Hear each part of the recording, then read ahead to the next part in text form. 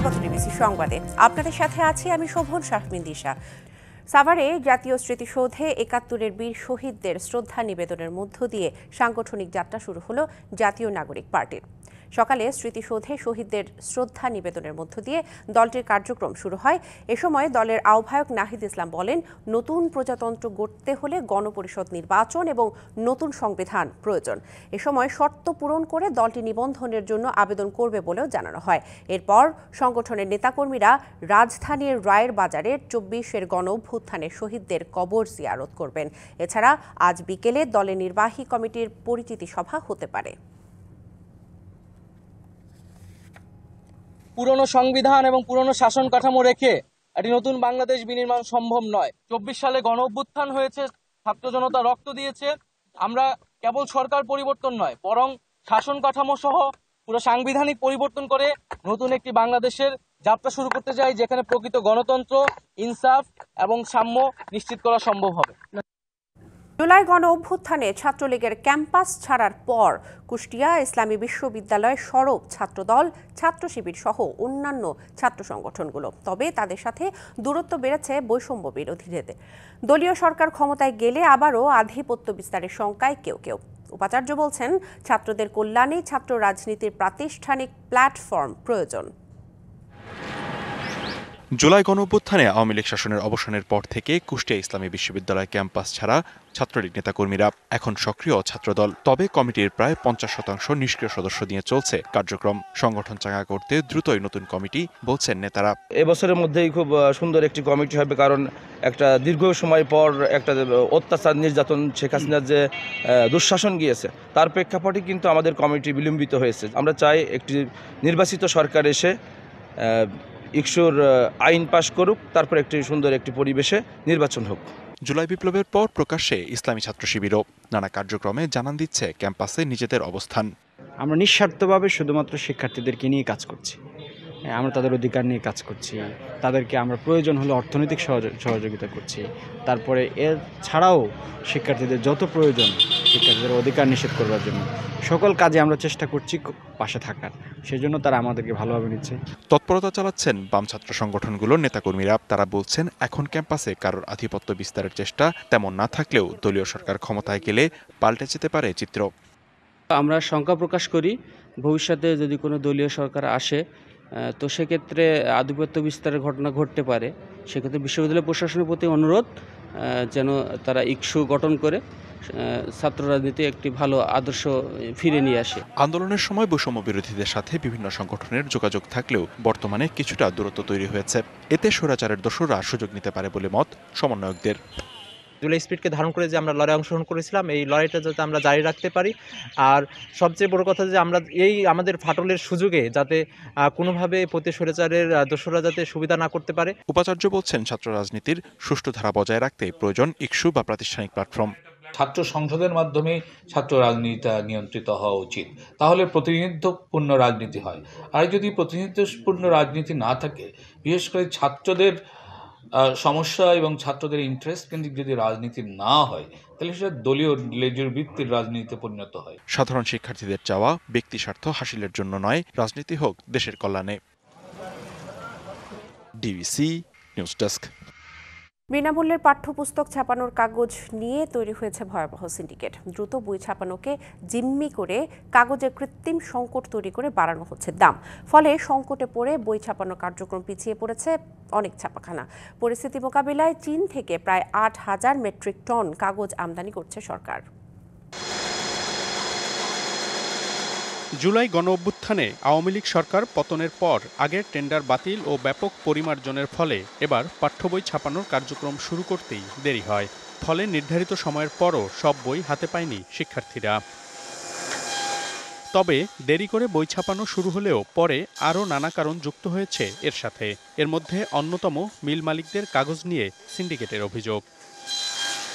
জাতীয় শিক্ষাক্রম ও পাঠ্যপুস্তক বোর্ড এনসিটিবি এবং ছাপাখানার মালিকদের কাছ থেকে জানা গেছে, গত বছরের ডিসেম্বরে পাঠ্য বই ছাপার কার্যক্রমের শুরুতেই কাগজের দাম ছিল টন প্রতি গড়ে 1,05,000 টাকা, যা বছরের শুরুতে 1,10,000 এবং জানুয়ারির শেষ সপ্তাহে এসে 1,35,000 টাকা। পরে ফেব্রুয়ারির মাঝামাঝি এই কাগজের দাম দাঁড়ায় টন প্রতি 1,40,000 টাকা পর্যন্ত। এনসিটিভি ও প্রকাশকরা বলছেন, মিলগুলো সিন্ডিকেট করে কোমলমতি শিক্ষার্থীদের বইকে জিম্মি করে অযাচিতভাবে বাড়িয়েছে কাগজের দাম।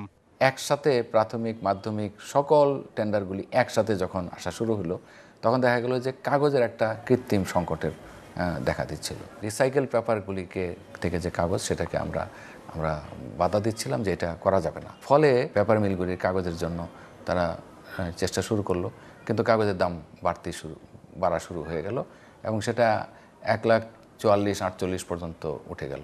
এই কাগজের মিলগুলি ইচ্ছা মতো তারা দাম বাড়িয়েছে। প্রতি এক সপ্তাহের মধ্যে 2বার দাম বাড়িয়েছে। যেটা 1,05,000 থেকে শুরু করেছে, এটা 1,35,000 পর্যন্ত তারা গিয়েছে। কত কৃত্রিম!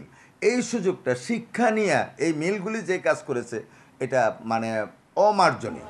সংশ্লিষ্টদের দাবি, এই সিন্ডিকেটের খপ্পরে পড়ে বাধাগ্রস্ত হয় পাঠ্য বই ছাপানোর কার্যক্রম। ফলে বাধ্য হয়ে বিদেশ থেকে আমদানি করতে হয় প্রায় 8,000 মেট্রিক টন কাগজ।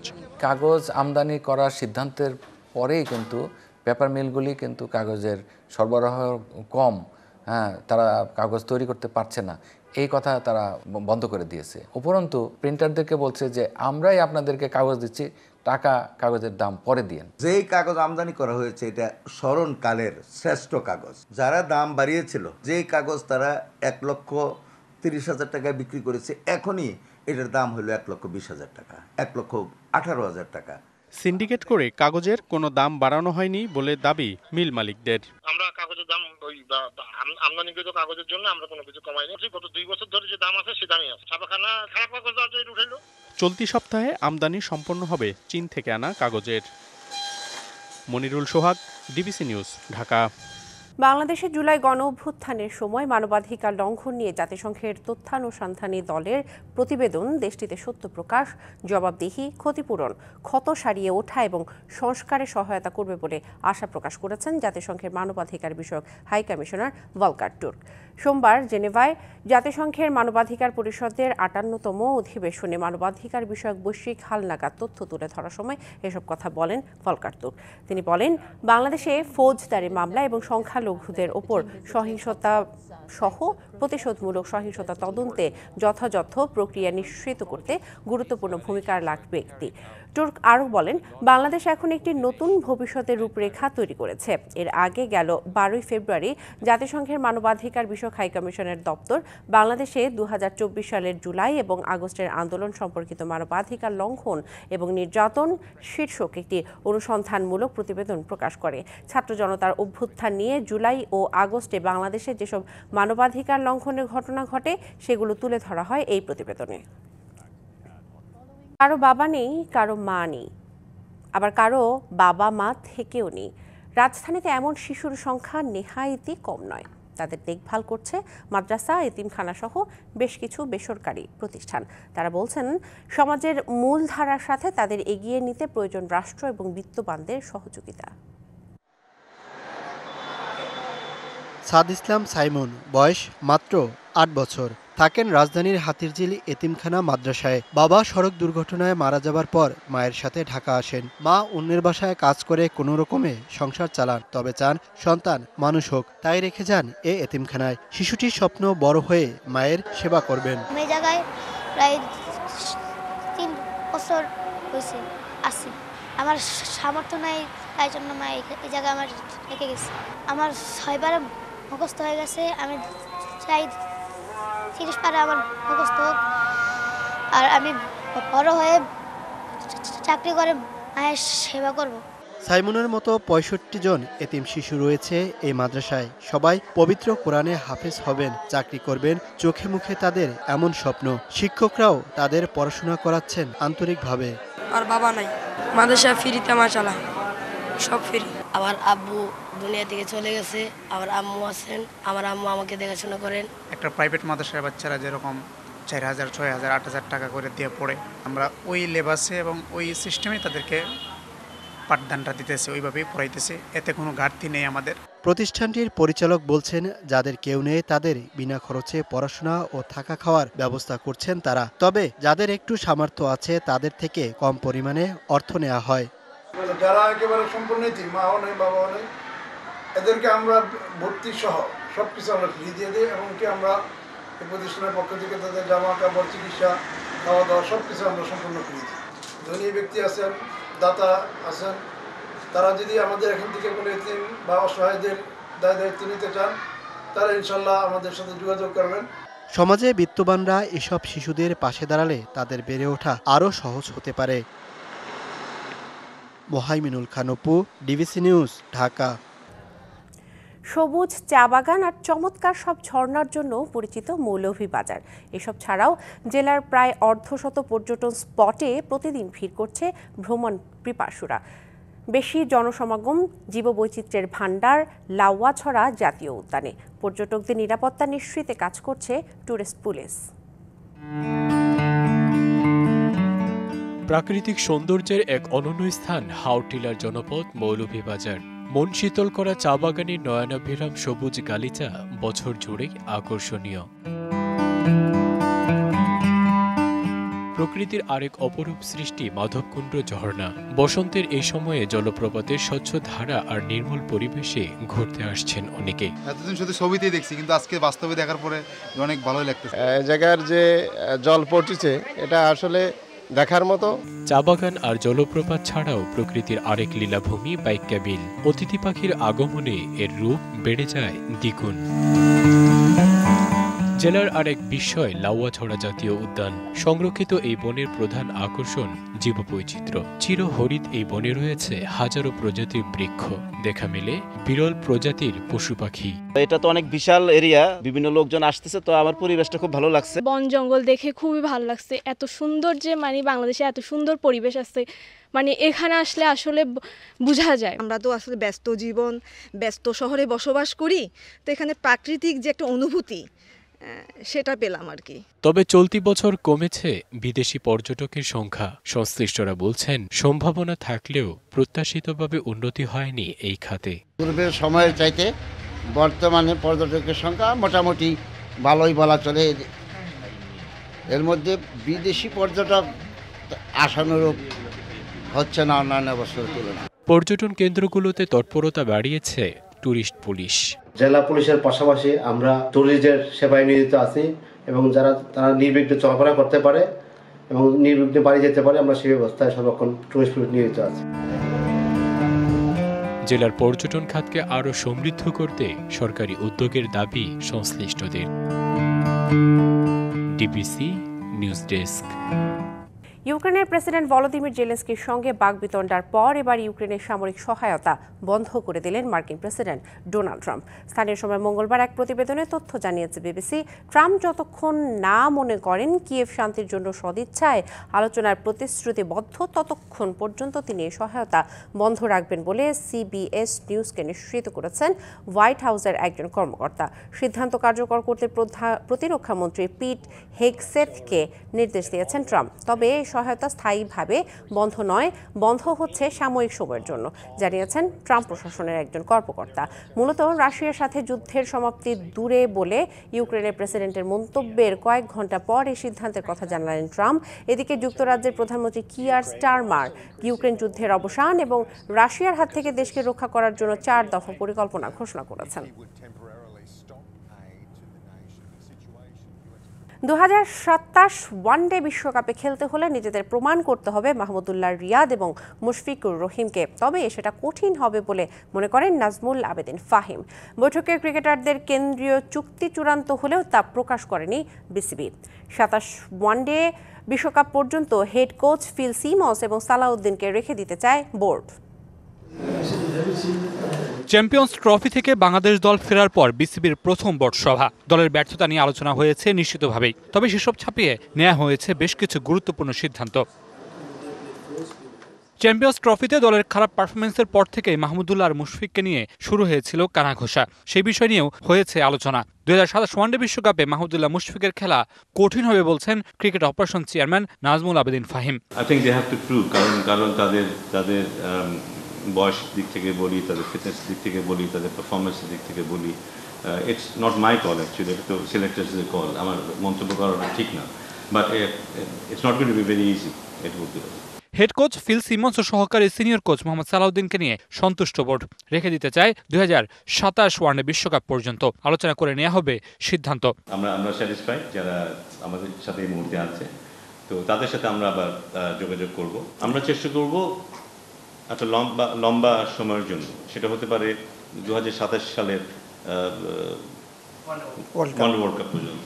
সো দীর্ঘমেয়াদী একটা জিনিস আমাদের করতেই হবে, কারণ এবং সেটা শুধু না, আমরা কন্টিনিউয়াসলি মনিটর করব, আমাদের প্রোগ্রেসটা মনিটর করব।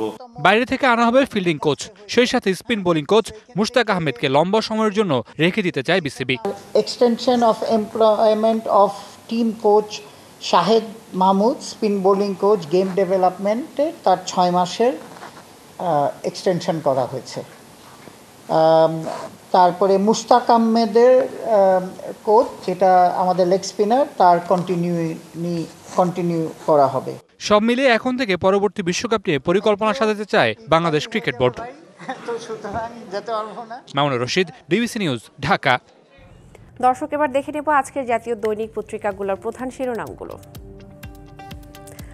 আমরা প্রথমে চলে যাচ্ছি প্রথম আলোতে। প্রথম আলো তাদের প্রধান শিরোনাম করেছে সংস্কার নিয়ে দলগুলোর সঙ্গে শিগগিরই আলোচনা।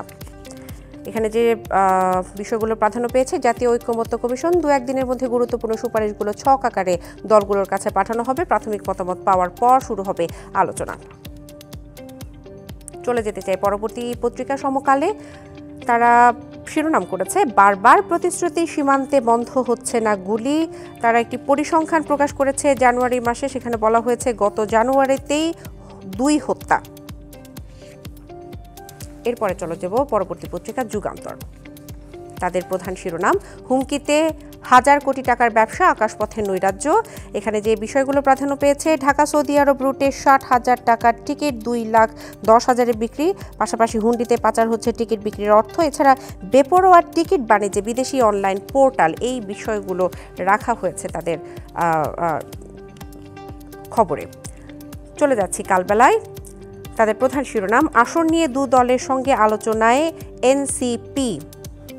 আরেকটি হেডলাইন তারা করেছে সেকেন্ড রিপাবলিক বিতর্ক। এছাড়াও রয়েছে লন্ডন সম্মেলন কি কূটনৈতিক গতিপথ পরিবর্তন করবে। চলে যাচ্ছি পরবর্তী পত্রিকা বাংলাদেশ প্রতিদিন।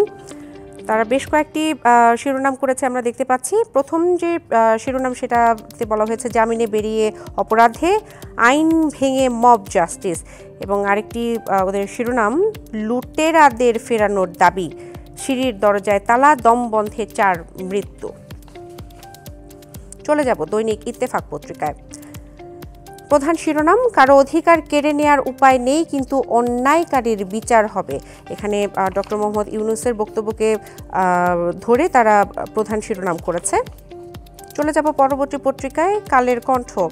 তারা বলছে ত্রাণের লোভে বাংলাদেশিরাও রোহিঙ্গা, সমন্বিত কাঠামো অধীন রাজধানীর 7 কলেজ। আরেকটি বিষয় তারা তুলে ধরেছে, 300 আসনে কাজ করছে জাতীয় নাগরিক পার্টি। চলে যাচ্ছি বণিক বার্তা পত্রিকায়। তাদের প্রধান শিরোনাম জনশৃঙ্খলা এবং নিরাপত্তায় প্রতি মাসে সরকারের ব্যয় প্রায় 2000 কোটি টাকা। তারা বইমেলাকে কেন্দ্র করে আরেকটি হেডলাইন করেছে, বইমেলায় বড় প্রকাশকদের বিক্রি নেমেছে অর্ধেকে। চলে যাচ্ছি এবারে আমরা চলে যাব ইংরেজি পত্রিকায়। প্রথমেই চলে যাচ্ছি দ্য ডেইলি স্টার। ডেইলি স্টারের প্রধান শিরোনাম USAID ফান্ডস কাট, জব লুজেস শক ডেভেলপমেন্ট ওয়ার্কার্স।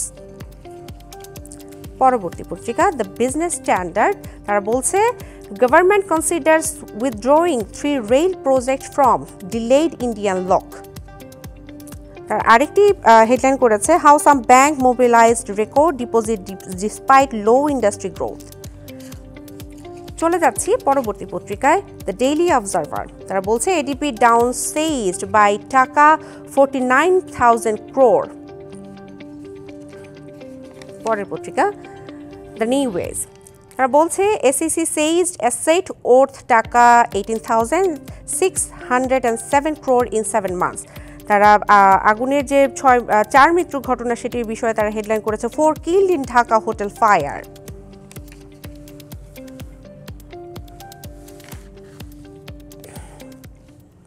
দর্শক, সংবাদ এই ছিল এখনকার মতো। ডিবিসি নিউজের সংবাদগুলো পড়তে ভিজিট করুন dbcnews.tv আর ভিজিট করুন ডিবিসি নিউজের ফেসবুক পেজ এবং ইউটিউব চ্যানেল। ডিবিসির সঙ্গেই থাকুন।